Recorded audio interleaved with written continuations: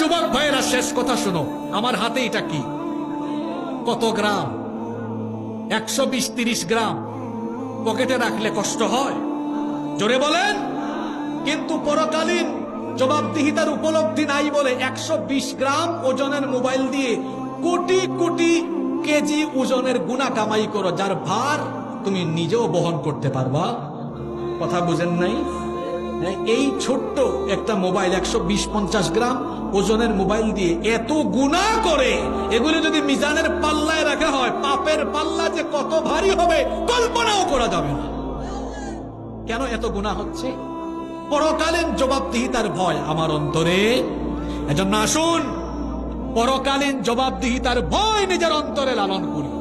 আল্লাহর কসম, পরকালীন জবাবদিহিতার ভয় যদি আমরা প্রত্যেকে আমাদের অন্তরে লালন করতে পারি, এই অনুভূতি যদি আমরা পয়দা করতে পারি,